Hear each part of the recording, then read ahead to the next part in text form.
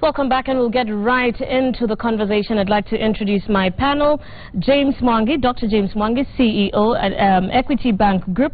We've got Jeremy Awori, the CEO of Barclays Bank. We've got Joshua Oigara, the Group CEO, KCB Group, as well as John Gachora, Group CEO, NIC Bank. Thank you very much for joining us, gentlemen, on the show tonight.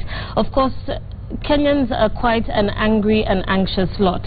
And I just want to start by looking at your positions in terms of the status of Kenya's banking industry. We had a discussion tonight and we said, should we ask Kenyans if they are confident of the banking industry? And unfortunately, the majority of the comments we have received tonight actually say, no, we're not. James, let's start with you. Thank you very much. Maybe it's light for Kenyans to be concerned because with 3 banks being closed in a span of 9 months, there will be questions that likely can be asked. But basically, we also need to differentiate between a banking industry and individual banks. We also need to differentiate causes of problems and see whether these are isolated cases, institutional-centric, or is a banking industry. The issues we have at hand border more on ethics as opposed to financial systems. So I think that would then, if we really sat down and distinguished these, there may be no need for real concern. Jeremy? Yes, I mean, I think the industry, I think we must remember, has many banks, and I think is fundamentally sound. But it's always distressing when a customer loses their money, and I sympathize with those who have been impacted by the 3 banks, because you really see how it touches lives, the responsibilities that the banks play. And I think that has really come into the fore here, and that's what's triggered a lot of emotion. And I think as an industry, we're going to really need to work back and build that trust back. Because at the end of the day, we do want and we do play that responsibility of keeping people's money safe. I still believe the industry is fundamentally sound, and I think we just need to identify those 1 or 2 cases where things may not have worked. What could we do in future to make sure that those type of instances don't happen in the future? Joshua, your thoughts? I mean, Tariana, I would say you're right that Kenyans have a need, because savers, depositors, families have lost their own savings, no matter how little or large they are. And so the concern is real, and I think there's a major focus on what the industry is doing. So if few members of our industry have caused major concerns in terms of the way they run their business, their oversight, basically, looking at their own governance, that in itself has a bigger bearing on the entire industry, because they're banks. Ultimately for a Kenyan, they may not know the full details on the financial markets. And what we will do as an industry is to say, how do we strengthen, provide the assurance? But I don't see that there is a major systemic problem within the entire industry, because we have very strong banks with very strong discipline, their own governance and structures in place. So I see the issues we are facing in the industry as large twofold, actually. So we've had a failure on governance on specific financial institutions which have been, named. And because of that, we've had some liquidity challenges in the cap of banks, and that is what I've seen in those 3 or 4 banks you mentioned before. But the rest, we're seeing that especially, larger banks and medium banks, whereas the banks play their role correctly, I think we have a strong financial services sector. All right. Gachora, your thoughts? Yes, thank you, Tariana. I just want to echo what my colleagues have said. Obviously, as an industry, we're very concerned about those depositors that stand to lose funds through the actions of some of our colleagues and through other actions that I think we will talk about tonight. But I think the industry, one must look at it. When you look at banks, really, the strength of the banking system is determined by 2 things. One is the fundamentals, the financials, the management, the governance. And then there is the other side of it, which is the confidence. I think today, really, what we're worried about more is the confidence. I think the fundamentals, just as Jeremy said, they're strong when you look across. And I just want to also state that fundamentals is not regarded as whether a bank makes a loss or not, because I think Kenyans must understand that banks do make losses, and I think the history of Kenya is that banks have made money. But if you look globally, I was looking at the statistics, Citi for many years globally lost money. Bank of America, probably one of the biggest banks in the world, made losses for several years during the crisis, very recent crisis. In fact, even last year, in 2014, they made a loss. So let us not look, when we talk about fundamentals of a bank, the other things that we should look at. But all that said, we must first work together to to ensure that depositors don't lose money. All right. So it seems the general sentiment is that the industry is fine. It's just a few banks that need to be tweaked here and there. I want us to talk a little bit about Chase Bank without talking about Chase Bank. Not where they went wrong, but what happens going forward. How important is it to revive Chase Bank? I think it is very important, and all of us, particularly the actors, together with the regulators and the government, must work very hard to ensure a solution is found for Chase Bank, simply because of the customers, the depositors. It was a widespread deposit base, a very significant deposit base, and centric to business. It was an SME bank. So it is important as a country, government, the regulators, and we actors find a quick solution so that we can reduce the pain that sector. If that is not dealt with, there is a chance that the private sector will be significantly affected. And once you affect the engine of the economy, particularly in the private sector, what you will impair is the growth trajectory of the economy and the opportunities of employment. So that needs to be addressed. All right. Joshua, I want you to speak in your capacity as the chairperson of the Kenya Bankers Association in regards to the revival of Chase Bank, but more specifically the role of other banks. Correct. And I understand there's conversations happening in the background, which I will ask you as well about in just a moment. But what is the role of other banks in a time such as this? So, Terry, I would say that there's been a lot of communications or in the media saying that KCB, for instance, is interested in supporting and assisting Chase Bank. But I would say that the most important ingredient on the bank is actually the depositors.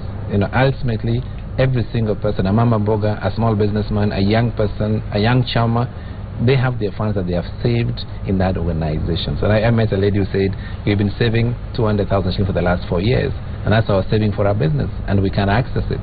But the role must be done not just an individual, but there must be other banks. The best choice will be financial institutions today working closely with the central bank to be able to provide a way forward for customers of Chase Bank, and ultimately that could also mean being able to bring back Chase Bank. But the most, I would say, our priority as an industry is to make sure that customers of the bank have access to their deposits. What would you say about that? What would the role of banks be? Other banks, because the argument here is, and given that you are among the big 8, so to speak, some would say, oh yeah, they're laughing all the way to the bank because this depositors, if there's flight to safety or anything like that, they would be coming to you. What are your thoughts? As I said before, when the two issues, fundamentals and the confidence, and we have a crisis of confidence, and when there is a crisis of confidence, that affects everyone. It affects the big banks and the small bank equally. So I think our first job, as much as it is to save Chase, is also to safeguard the industry itself. We must work hard to restore the confidence. We have depositors out there who could lose their money. The worst that can happen is to add to that group of depositors. So we as an industry are working very hard to make sure that first we hold hands, we're brothers in this business, that we make sure that those other banks that may be under pressure are also supported. And I think that's why you saw the central bank come up with a facility that they came out, they announced on Sunday, to make sure that the industry is solid. We must stabilize the industry. The second thing we must do is obviously then work very hard to make sure that those depositors at Chase that are affected, as Joshua said, those mama bogas are taken care of. There's a lot of conversations, as you said. I think all of us are willing to help. We're giving as many ideas as we can to how we can get this bank reopened. All right. Joshua, I'd like to ask you about acquisition. Correct. You did talk to Reuters 3 months ago, and you said KCB was looking, for somebody to acquire. I think the mention was maybe around 5 of them. Maybe you can correct me if I'm wrong. And I'm just wondering, who would you be looking at? And is Chase one of them? We look at a few aspects in the whole industry, and it may be coming up to the previous questions.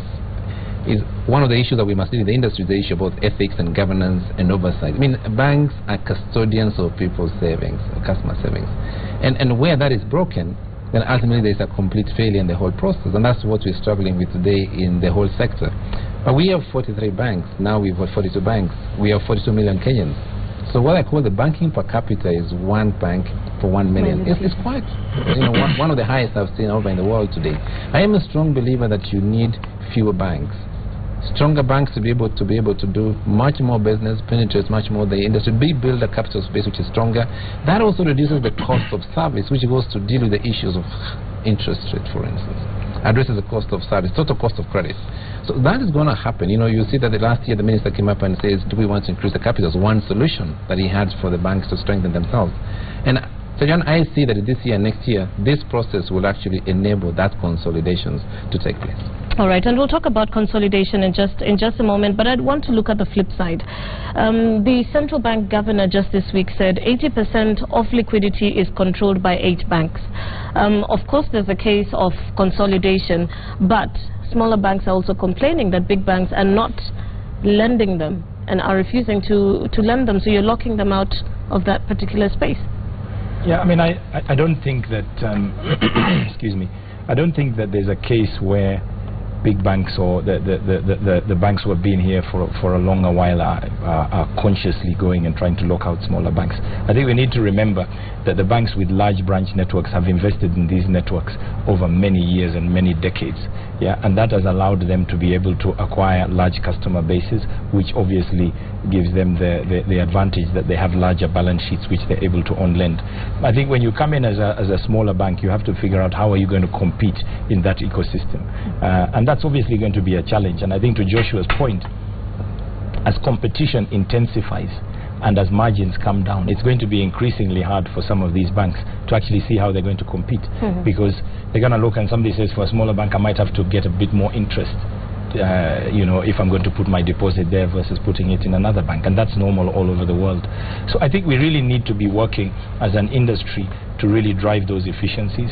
I think you might see over time a number of small banks actually deciding to come together to form to form larger institutions, and I think that's healthy. We've seen that in other markets like Nigeria, where they had 80-odd banks that came down to to 25, and I don't think we should panic if that happens. I don't think that's a function of poor market dynamics. That's just normal, as is a situation where banks, like John said, some banks will make profits, some will make losses. I think it's through the cycle. So I don't think there's sort of market dominance in a sense, but what we have to do is really mobilize deposits and safely lend to the people who need that money to grow this economy. All right. What are your thoughts about consolidation? I think the trend of economic growth in this country as a market to drive the direction of the banking industry. If you look at the opportunities that we have now in the country, let's look at infrastructure development. It dictates that the size of the banks, the capital base of the bank should be very significant. At the moment, none of us, or even collectively here, can we manage to fund the standard gauge railway. Like all of us here together, we can't jointly finance the pipeline. So you see the opportunities are slipping through our fingers because of our size. So it will be necessary as the economy grows. If you look at indigenous business or capital, what you could call local entrepreneurship, it's now reaching a size that is requiring loans in form of billions of shillings. And for them to go to the next stage of development, they will require significant amount of money. So it's natural that the banks will follow the economic transformation. I must ask you, Jeremy seated right next to you. Last time there was, when there was the information that Barclays is exiting Africa, Barclays PLC, you said you'd be willing to help Barclays. Are you looking to buy Jeremy? If Jeremy is on sale, if he is selling, essentially we are in the market. That's basically what was said. And that's an argument that look at it during our shareholders meeting. Shareholders asked, we have an intention of going Pan-Africa. If the Barclays is an opportunity, why don't our board consider it? So essentially it will be a debate that will be in public. But I don't think Jeremy, because he has stated it clearly, he's not on sale. Yeah, are you on sale? I think that's a good point. I mean, I'm very flattered, and so is the bank, on all this attention that we're getting from various suitors. What I can is a beautiful bride. Yes, but I think we need to put it in context. First, Barclays Bank of Kenya, as are the other markets across Africa, are not for sale as individual units. What is up for transfer is the shareholding of Barclays Africa. Just to give context, that shareholding is worth $6 billion or 600 billion Kenya shillings. So it's only going to be the very largest global groups, yeah, that are really going to have a realistic chance at being able to raise that kind of capital. You know, so as I say, we are flattered with all the attention. Clearly a very expensive bride as well. Yeah, I was going to say, yes, so. All right, let's talk about non-performing loans. And when we read the credit officer survey by the central bank in January, it was expected that 2016, at least Q1, we were going to see this. I think 48% of those credit officers that were interviewed did say that they expected non-performing loans to increase. What are your thoughts about what informed that? Well, look, the non-performing loans come as a result of the economic cycle we're in. Yeah, we're going through a tough economic cycle, not just as banks, but I think as a country. I mean, let's be real. Last year, towards the end of last year, we know there was a government cash crunch. Now, how many people in this country and little businesses depend on the government? The moment payments are delayed for 2 months or 3 months, it's eventually going to show up on our balance sheets. Yes. So what we are seeing is actually the result of a lot of that credit crisis, as I may call it, the cash crunch that we have seen. And I think if you look at businesses today, I think my colleagues here would agree, the payment methodologies has changed. Where the payment terms used to be for 30 days, a lot of people are asking for 60 days and 90 days. That's what we are seeing today. And that is going to translate into our books. I think to give comfort to the audience, however, people must realize that a lot of these loans are backed by security, first of all. We'll do everything to help our customers work through their problems. In the meantime, regulation requires us to classify that debt as non-performing, even as we work with our customers. If all else fails, there's usually security that we would end up disposing and recovering depositors' money. So there's no cause for concern because of the NPLs. How about... In fact, I would say on that issue also that ultimately it's good to look at the journey of travel on the non-performing loans. What is the trend? I mean, is there an extraordinary positioning in the first quarter? You're going to look back in the last 24, 36 months. And we've had spikes. In 2011, we had significant spikes in NPL because interest rates increased. And so we've had a higher NPL ratio before, but has come down. But if you look at the last 5 years, you've seen a dramatic reduction. So I would say that we should expect a cyclical move in terms of the NPL ratio in a quarter. But if you look at it in terms of a trend of travel, it's actually not too far away from the mean of where we have been. So the quarter, normally it will take 6 months or 9 months to see the impact. So if you look at it last year, that was July and August. And we start seeing now in the month of April, we are starting an improvement in terms of the repayments of those kind of facilities. So there is actually a journey. But I would like to say that there is not extraordinary to see that shift in the short term for a 3-month period. Now, alongside the non-performing loans, there's also the shareholder or insider loan situation, which we have seen with Chase Bank. And James, I'd like to ask you specifically this question because of your shareholding as well as Munga's shareholding within Equity Bank. You know, are there rules about how much you can take? Thank you very much. As you have rightly observed earlier on, I think the issue of structure and governance is very central. Equity, in its wisdom, 10 years ago, outruled insider borrowing. Directors of Equity Bank are not allowed to borrow from Equity Bank. So we have zero lending to all our directors.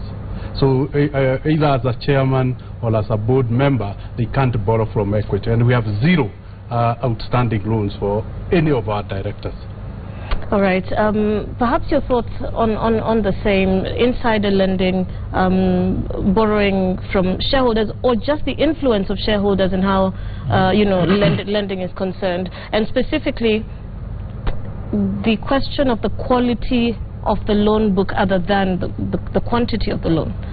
Yeah, I mean, I think the first thing is if there's going to be lending to directors or shareholders, that needs to be transparent to all. And I think that's something we're going to have to reflect upon even after this exercise. And I think they're published in the financial statements of banks. And I think the public can go and look at those financial statements and ascertain the level of that lending. So when we talk about Barclays, if any director or shareholder is going to borrow even 1 shilling, that has to be brought to the board. It is transparent, it is declared to the regulator, and it is tracked. In the case of Barclays, insignificant. All right. It's a few million shillings relative to the overall portfolio. But I think there has to be the highest level of governance around those loans and around loans in general. And I think what has come out clearly here is when there are maybe entities and shell companies between the perceived borrower and the ultimate beneficial owner. So if there are 2 or 3 companies and you don't really know who is behind those companies, then you're bordering on questionable ethics and governance and transparency around that. So I would actually be calling and saying, let's make sure we open this out. You can go and look and see the proportion of inside our shareholder loans as a function of the total balance sheet, and that gives you an insight. When you look at Chase Bank, it was roughly 15 billion on a 90 billion balance sheet. That already should raise alarm bells, and I really challenge the board to say, is that correct? Should they have approved those level of insider loans for their company? Because if those go bad, then you're putting at risk the entire institution, and as we rightly see, there's unintended consequences on innocent people who have trusted the bank with their money. So I'm quite keen that we really raise the bar on that. All right. This is why we fully support the actions taken by the governor of Central Bank. See, those kind of transactions now border being criminal transactions, because ultimately you're taking away funds. Because remember, there is a process. I mean, the Banking Act delivers on how a director can borrow and what kind of disclosures are required. And as KBA, we always ask a member bank to sign up code of business conduct. But what we haven't been able to do is to make sure that just beyond signing a particular endorsement, is it really being applied to the member banks? And perhaps that's one area we have to do much more as an industry, to say it's not just about having a stamp and hanging it in the organizations, but are we delivering the commitment we made to all our customers in the oil industry? And I think that's really the biggest challenge. And if you fail to do, then you lose the authority and obligations to run a financial institution. All right, very quickly, I need a last word from every one of you. Let's start with you, James. I think, as Joshua said, I'd like to appeal to Kenyans that while the banks may be solid, we also need trust and confidence to be built. I think the onus is on us in the banking industry to shape up to the expectation, but I think it will also be important, particularly when it comes to tools like social media, that we exercise a sense of responsibility, because we owe it to ourselves to build our own country. We can't be building institutions and destroying them. So my appeal to Kenyans is, let's responsibly exercise judgment. All right, Jeremy? Yeah, I mean, I think through this exercise, what I think we have to do is we really have to take a good hard look, like Joshua says, around code of conduct. Yeah, we need to make sure it's being practiced, that we earn back the trust of the public who save their money with us. And I think as we go through that process, we should be honest with what happened and what didn't happen. I think, frankly, we should also use the full force of the law where there's been intentional, willful fraud. That is criminal, and people should be held accountable for it. Because ultimately, as I said, I think the vast majority of banks are steady, are stable. But we need also, I think, to challenge ourselves really around the levels of capital and our capital adequacy. The other thing that I think we need to look at is liquidity levels.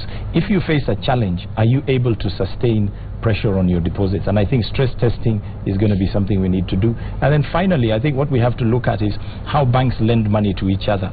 There's improvements that we can make there to make that more efficient, so that if we ever have a scenario where a bank is under a stress scenario, we can be quicker to respond as an industry. All right, Gachora, your final thoughts? I would echo the same comments from my colleagues. That look, one, we must support what the governor is trying to do with the banks. And we must understand that what he's trying to do is not to destroy banks, but to make them stronger. Yeah? I think the problem is when he tries to do what he's doing, then people are bound to take some of those actions and run with them in social media and make a situation worse than it's supposed to be. So what I appeal to them is to support the work the governor is doing. Let's not make it any more difficult than this, so that he is able to clean any mess that he finds in the banking sector to leave us stronger, not to destroy it. All right. Oigara, I would speak maybe much more specific, agreeing to what my colleagues have said, to the depositor or a business person, a small one who had money, for instance, in Chase Bank and for Imperial Bank and Dubai Bank. I think just to give the assurance that we're working extremely hard round the clock with the central bank to find solutions for them to get their normal back. Families get completely destroyed. Businesses cannot be able to operate and run, and that's a real challenge. These are lives that can't run.